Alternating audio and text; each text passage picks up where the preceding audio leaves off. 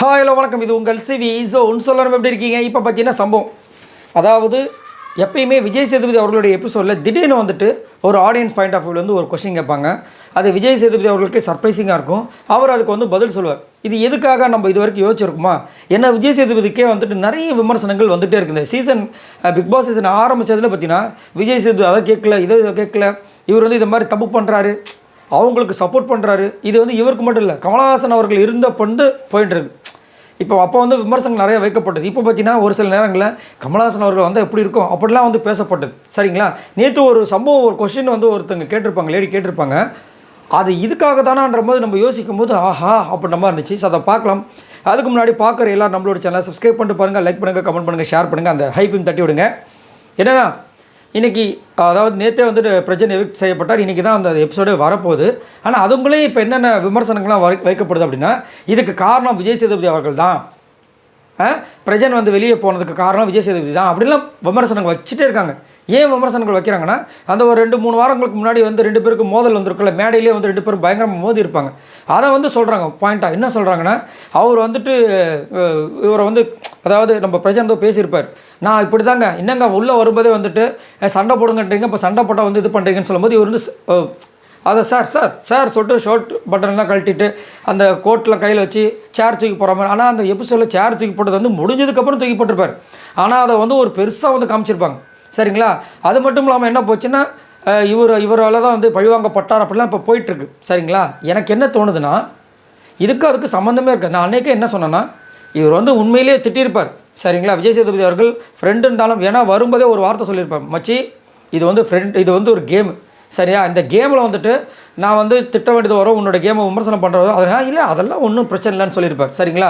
இப்போ வந்து அன்றைக்கி வந்து நடந்தது உண்மையிலேயே நடந்திருக்கும். சரிங்களா? அதுக்கப்புறம் கூட மேபி வந்து அவர் மீட் பண்ணி அவர் வந்து பேசியிருக்கலாம், இது வந்து இதுக்காக தான் அப்படின்னு சொல்லியிருக்கலாம். சரிங்களா? அதுக்கப்புறம் இவரும் சைலண்டாக இருக்கலாம்.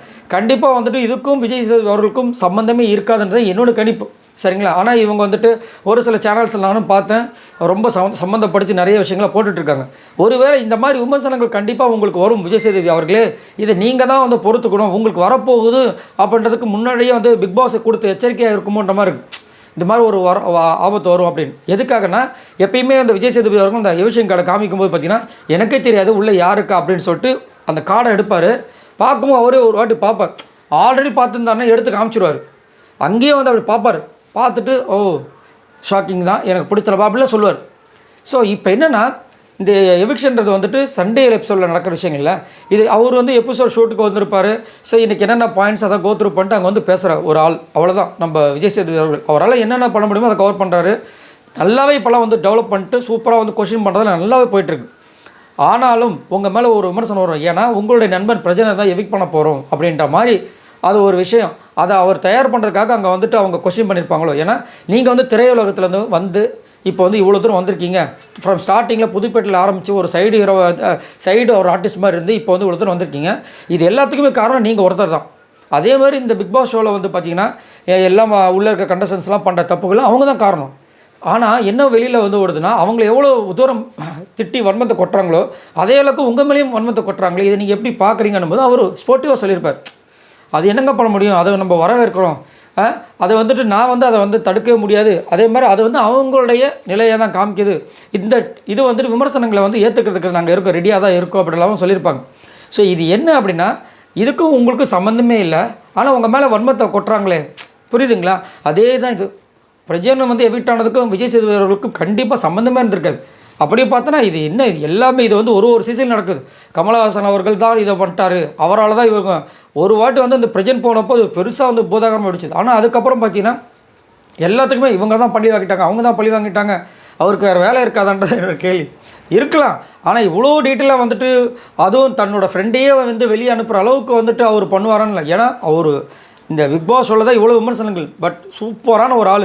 ஒரு ஃபேன் உள்ளே வந்தாலும் கட்டி பிடிச்சி முத்தம் கொடுக்குற ஒரு ஆள், ஒரு ரசிகனை யார் இது வரைக்கும் இவ்வளோ தூரம் வந்துட்டு பண்ணியிருப்பாங்க யோசிச்சு பாருங்கள். அப்படி இருக்க ஒரு ஆள் வந்துட்டு இவ்வளோ தூரம் பண்ணுறதுக்கு வாய்ப்பு இருக்குது. அதனால் அந்த ஒரு கொஷினை கொடுத்து அவரை பிக் பாஸ் டீம் வந்துட்டு ரெடி பண்ணியிருக்கலாம் அவர் வந்துட்டு. ஏன்னா பிரஜன் எவிக்ட் ஆனது அவருக்கு கண்டிப்பாக ஒரு சோகமாக இருக்கலாம் கண்டிப்பாக. ஏன்னா ஒரு நண்பன் உள்ளே வரும்போது அவர் எவ்வளோ ஹாப்பியாக இருப்பார், நண்பனோட மனைவி உள்ளே வராங்க, போகும்போது எவ்வளோ வருத்தம் இருக்கும். அந்த இதை வந்துட்டு இது வந்து ஒரு விஷயமா இருக்குன்னு அவங்களுக்கு ஒரு இன்டிமேஷன் கொடுத்து. ஏன்னா தெரிஞ்சிட்டே வந்து அவர் அங்கே பேச முடியாது, தெரிஞ்சிருச்சுன்னா அங்கே வந்துட்டு அவர் கேள்வியை கேட்க முடியாது. ஆஹா இவன் போகிறானா, சரி இப்போ என்ன கேள்வி கேட்குறது நம்ம ஆகிடும். ஸோ சர்ப்ரைசிங்காக வைக்கிறதுக்காக அதுக்கு முன்னாடி ஒரு சின்ன ஒரு தயார்படுத்திக்கிற மாதிரி விஜய் சேதுபதி அவர்களே இந்த மாதிரி நடக்க போகுது அப்படின்ற சின்ன ஒரு இன்டிமேஷன் கொடுத்துருப்பாங்கன்ற மாதிரி தோணுது. ஏன்னா எப்பயுமே ஒரு சண்டே சாட்டர்டே எபிசோடில் வந்துட்டு இந்த மாதிரி ஒரு கேள்வி வரும், அவர் அதுக்கு வந்து ஒரு பதில் சொல்லார். இதே வந்து அந்த டீமே வந்து ஸ்பெஷலாக செட் பண்ணியிருப்பாங்கன்ற மாதிரி தோணுது. ஸோ இதை பற்றி உங்களோட கருத்துக்களை சொல்லுங்கள். என்னை பொறுத்த வரைக்கும் இப்போ வரைக்கும் பார்த்தீங்கன்னா அந்த பிரஜன் எவிக்ஷன் வந்துட்டு கண்டிப்பாக ஓட்டு கம்மி தான். ஏன்னா இது வரைக்கும் அவர் வந்துட்டு அன்அஃபிஷியலில் வந்துட்டு தான் இருக்கார். ஒரு வாட்டி கூட வந்துட்டு ஃபஸ்ட்டு செகண்டு தேர்டு ஃபோர்த்து ஃபிஃப்த்துன்னு வந்ததே கிடையாது. வந்தார்னா 6வது 7வது ஒரு வாரம் திடீர்னு பார்த்தா லாஸ்ட்டில் போய்டுவார். இப்படி தான் இருந்திருக்காரு. ஏன்னா வந்துட்டு இப்போ ஃபாலோவர்ஸ் வந்துட்டு கரண்ட்டில் யார் இருக்காங்களோ அவங்கள தான் ஃபாலோ பண்ணுறாங்க, புரியுதுங்களா? ஸோ ஒன்றும் பண்ண முடியாது. பட் கண்டிப்பாக வந்து இப்போ நல்ல நேமோடு தான் வெளியே போகிறார் பிரஜன் அவர்கள். இது கண்டிப்பாக சாண்ட்ராக்கு ஒரு பெரிய ஒரு பலமாக இருக்கும். இதை பற்றி உங்களோட கருத்துக்களை சொல்லுங்கள். பட் இருந்தாலும் பிரஜன் எவிக்ட் ஆனது எனக்கு வந்து சுத்தமாக ஹாப்பியாக கிடையாது. உங்களோட கருத்துக்களை சொல்லுங்கள். பாய் நண்பர்களே.